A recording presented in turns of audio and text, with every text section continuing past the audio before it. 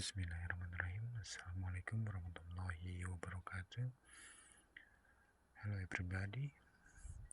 Okay, now we continue our subject in the last meeting about English phonology, and then now we have the new material of English phonology.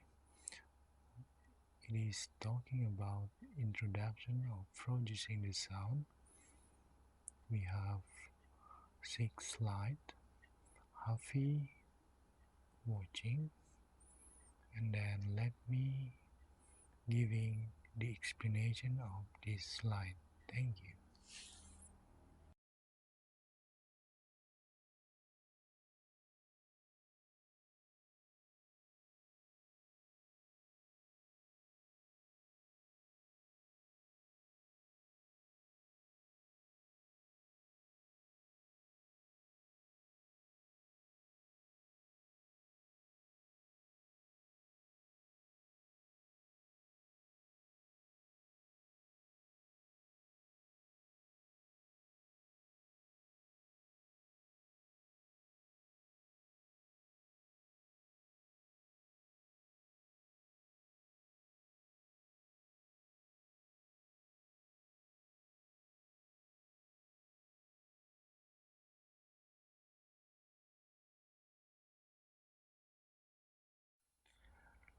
Okay, guys, now look at the first slide. This talk about the definition of phonology. As we know that in the last meeting I told you phonology is part of linguistics. Here I put the definition of phonology describes the organization of the sound system of language. So, phonology only about the system of language is different from pronunciation practice. Talk about how to write pronouns. Then phonology only describing how to produce the sound and then system of language. In bahasa, phonology digunakan untuk menggambarkan sebuah sistem dan sebuah bahasa, bagaimana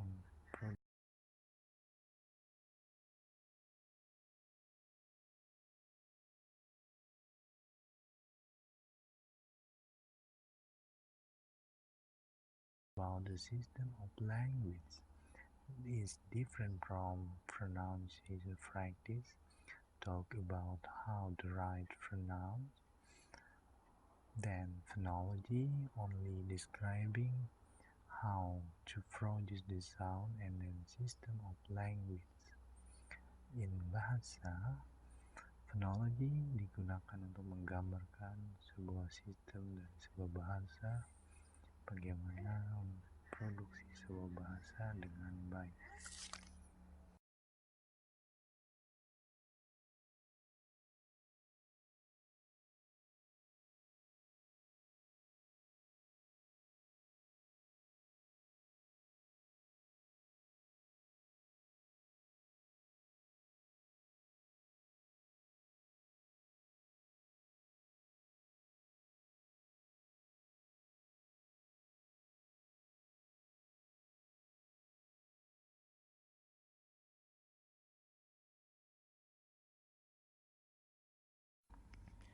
Okay, next, the second slide. This talk about the branches of phonology, or in bahasa cabang kajian ilmu phonology. Okay, if you look at the slide, there are two elements of phonology. The first one is phonetics, and the second one is phonemic.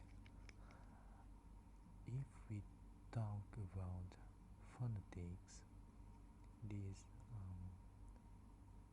branch branch of phonology or in bahasa, cabang studi fonologi yang mempelajari bunyi bahasa tanpa memperhatikan bunyi-bunyi tersebut mempunyai fungsi sebagai pembeda makna atau tidak. So, phonetics is only learn about the sound. What about phonemic? Phonemic is kinds or elements of phonology. These learn about how produce the sound and then how the different sound when we produce the sound. For example, E, and then she, C. This about phonemic. So there are two elements of phonology. The first one phonetics, the second one is phonemic.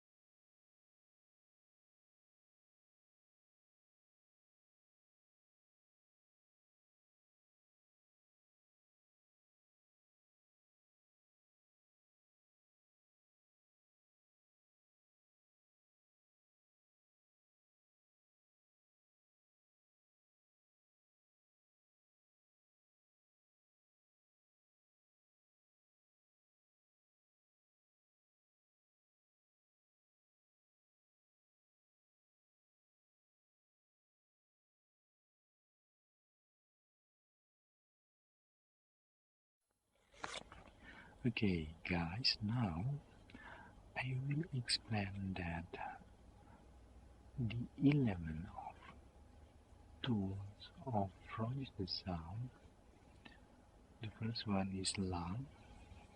Lung in our bahasa is paru-paru. Paru-paru is useful for our body because without it we can live in the world, and then this is a very important thing in produce the sound. In our bahasa, udara yang dialirkan keluar masuk selalu dari paru-paru. And the second one is lips or bibir. Okay, lips has function in articulation, in consonant. Lips merupakan bagian dari alat ucap yang dapat digerakkan atau digeserkan untuk menimbulkan suatu bunyi. Same like tongue, juga dapat digeserkan untuk menimbulkan suatu bunyi. And the last one, the important one, is vocal folds or vocal cords, yang mana di dalam our bahasa pengertiannya adalah pita suara.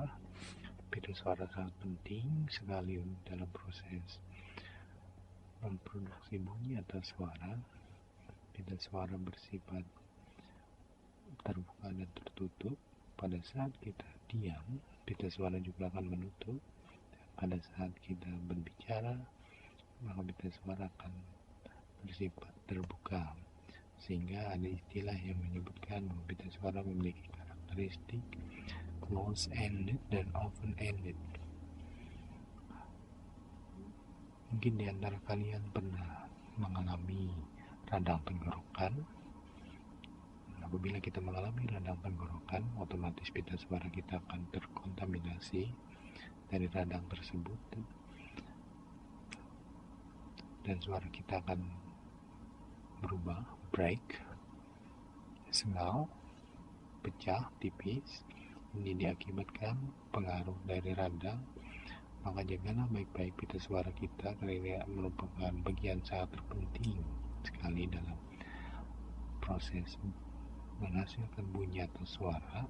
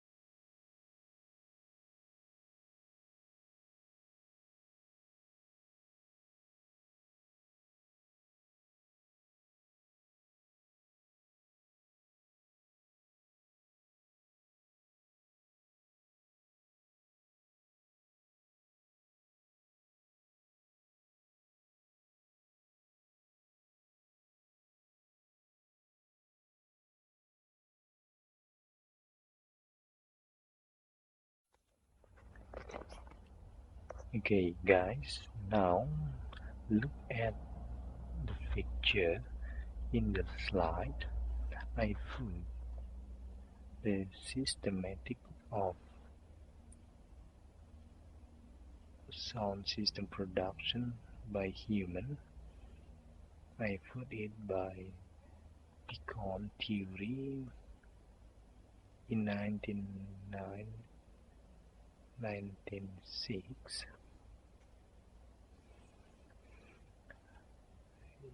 you will look at the picture. There is muscle pause. Muscle pause is the meaning of diaphragm, suara perut, and then melalui suara perut diangkat ke atas, foot to up into lungs, dan suara tersebut diantar ke paru-paru, paru-paru diantar kembali ke pharyngeal cavity. Pharyngeal cavity is the meaning batang tenggorokan atau rongga tenggorokan, and then melalui tongue, lidah, di sana ada bilem. Bilem ini merupakan bagian belakang langit-langit.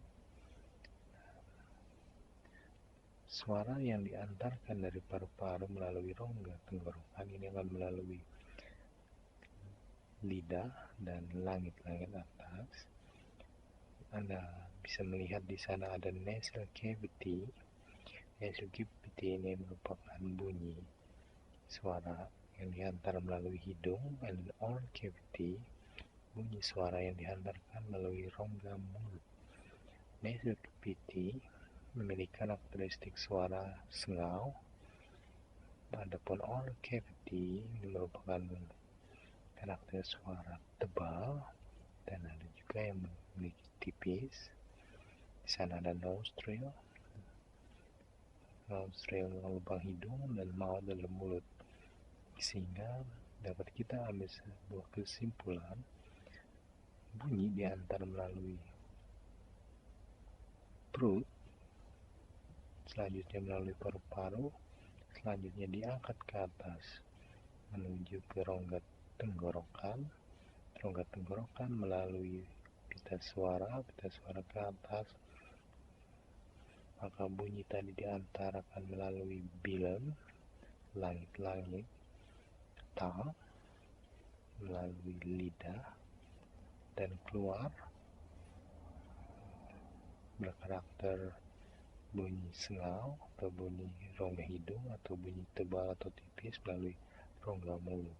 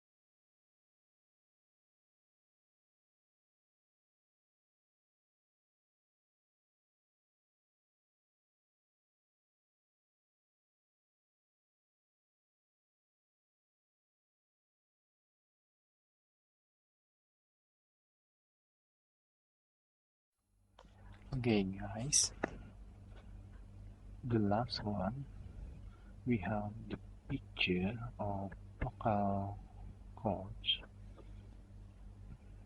in bahasa vocal pita suara. In the corner of larynx there is one of vocal cords, and then the located is in horizontal between vocal folds. There is one hole, we call it glottis. Oke, in luar bahasa, di ujung atas dari laring atau larynx terdapatlah dua buah pita yang elastis. Di sana lihat di gambar di sana, yang mana elastis tersebut disebut pita suara. Letak pita suara itu horizontal. Antara kedua pita suara tersebut terdapat celah. Anda lihat, ada terdapat celah yang berwarna putih, ada terdapat celah itu yang dinamakan glottis. Saya tekankan kembali, if we talk, the glottis will open, and then if we silent, the glottis will close.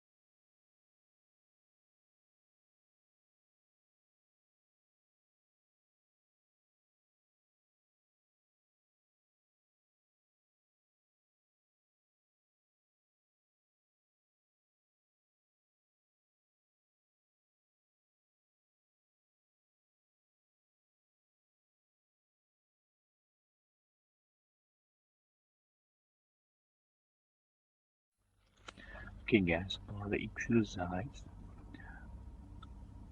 the first exercise, get the data from the Google or some reference by book. What are the different often from close vocal sound in vocal cord?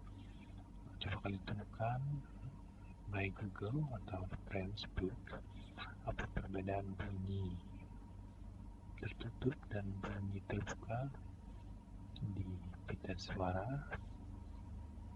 Yang kedua, explain the detail of producing sound process. Jelaskan secara detail how producing sound process. Send it by email to my email angga.phonology@yahoo.com. Deadline tomorrow 30 time. Deadline besok jam 3 sore pada tanggal 7 bulan 4 2016. Thank you.